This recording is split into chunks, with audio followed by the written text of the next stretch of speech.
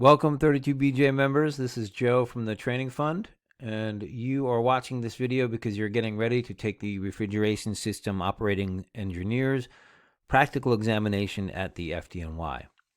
So congratulations on getting one step closer to earning your ROE license. We want to help you succeed, so we've made this video a little easier to understand, removing the computerized voice and adding a few graphics to emphasize and clarify important information.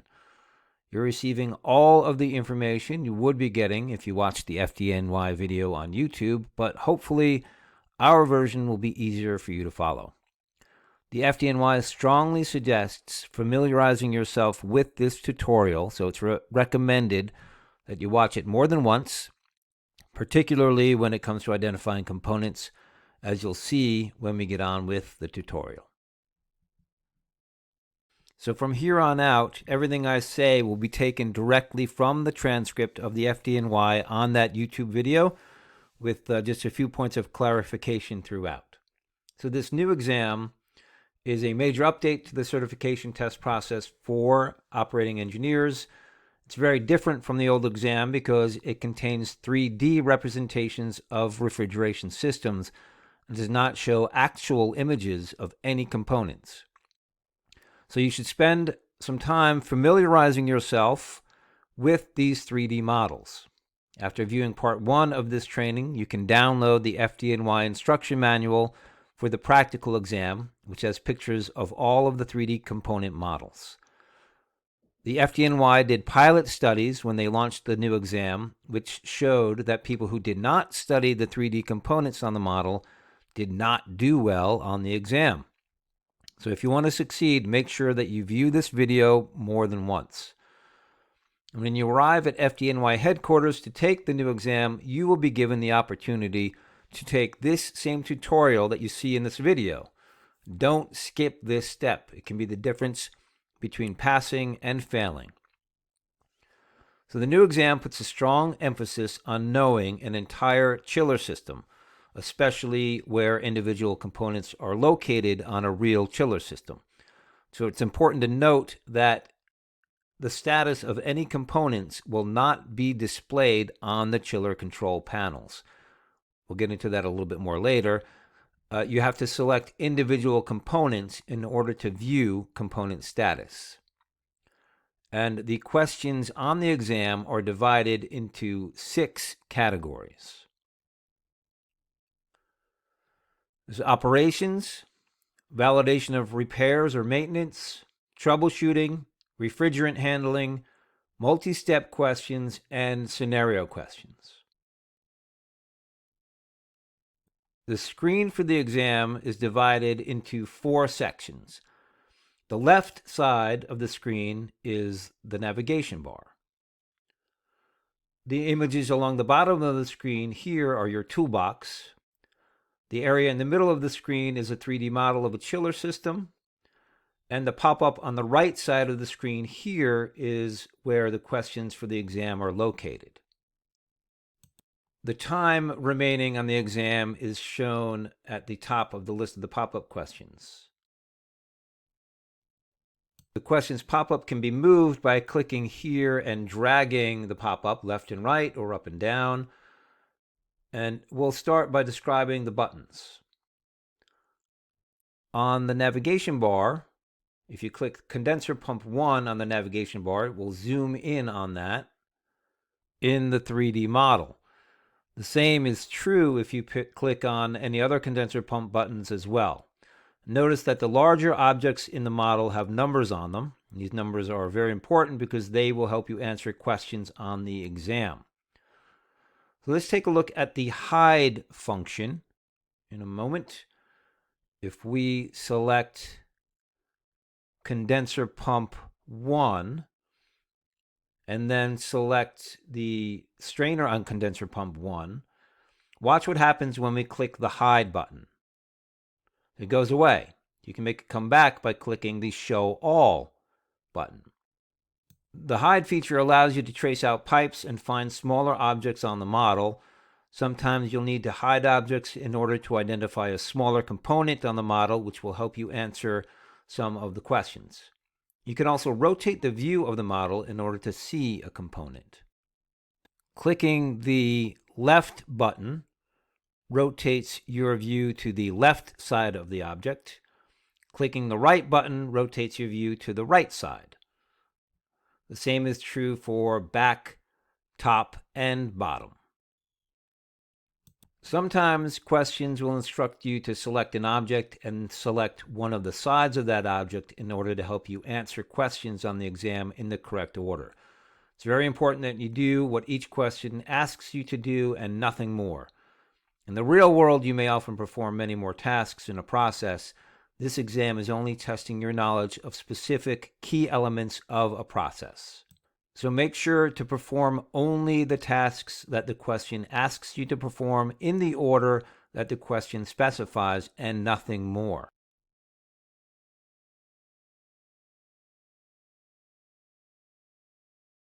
Now we're going to take a look at the zoom function. So there's a slider underneath the word zoom. To zoom in and out, you select the slider with the mouse and then drag the slider right or left. You'll need to use the zoom function to see smaller objects on the model. Before zooming in, you're going to need to use the pan buttons. You'll see in a moment, because if you don't, then the object you're zooming in on is not centered. So there's the pan buttons, and you can center the object into the center of your screen. And at this point here is the center of the screen. Positioning an object at the center point of the screen first and then zooming in will allow you to see objects and labels easier. If you zoom in first, it makes it more difficult to position an object in the center of the screen. So if you're having an issue positioning an object in the middle of the screen, always zoom out and make sure it is centered first.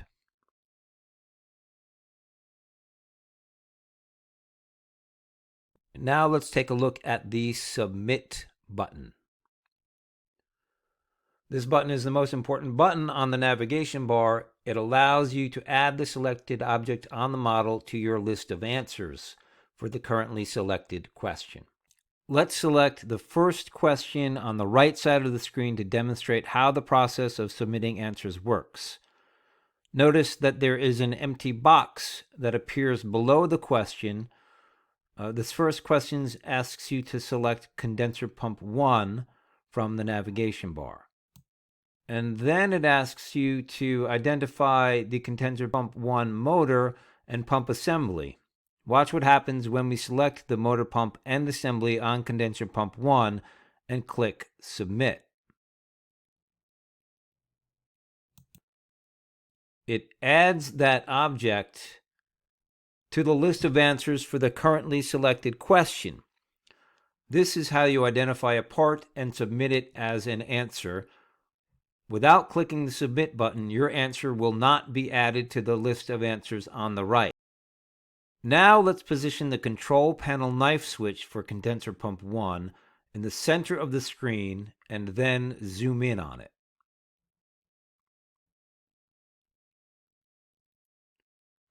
Notice that at the bottom of the knife switch on the control panel for condenser pump 1, there is a lockout tagout hoop. This lockout tagout hoop is present on every knife switch. This hoop is what you select in order to connect or disconnect a lockout tagout. Notice that the knife switch handle is not present. This is on purpose. The model you're viewing is a static 3D model, and they don't want to show any switch mechanism on the model as being in any specific position. It will never show as on or off. It is for this same reason that there's no white indicator line on any handoff auto selector switches. And all quarter turn valves have round handles instead of lever handles for this same reason.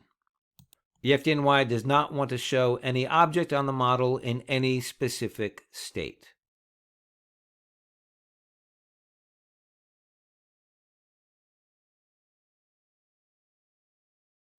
Now let's talk about how to handle accidental submissions of an answer.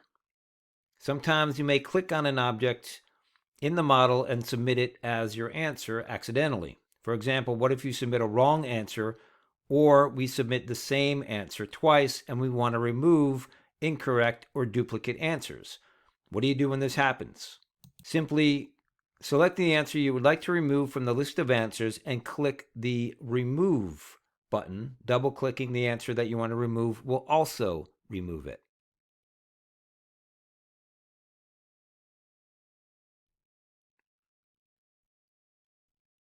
So I can double-click here and this will go away.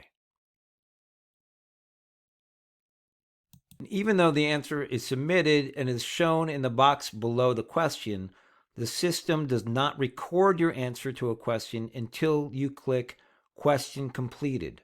So you will not receive credit for the answers to a question until you have clicked the Question Completed button for that question. When you click the Question Completed button, you'll see a prompt on the screen. This prompt is your last chance to change answers for this question. You'll not be able to go back and change the answers to that question after clicking Confirm. It's important to pay careful attention to which object you're working with and what actions the question is requesting that you perform. Once you click the Confirm button, your answers will be recorded for that question. You can tell which questions are completed by the color of the question. Completed questions are grayed out, and the word completed is also shown at the end of the question. You will not receive credit for any questions that have not been completed, so please ensure that all questions are grayed out when you reach the end of each section of the exam. After completing a question, be sure to select the next question in the list.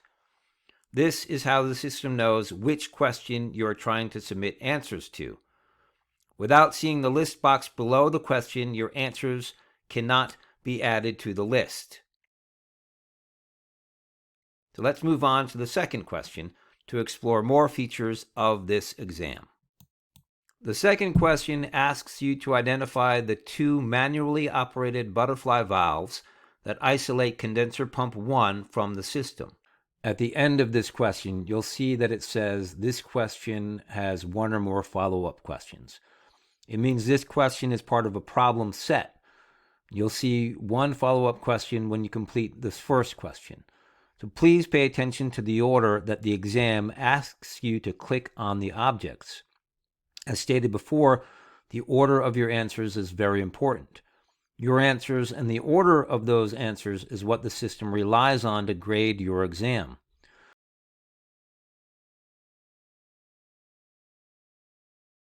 So when you click a butterfly valve and submit that object as an answer, you'll notice the orange action buttons appear above the question.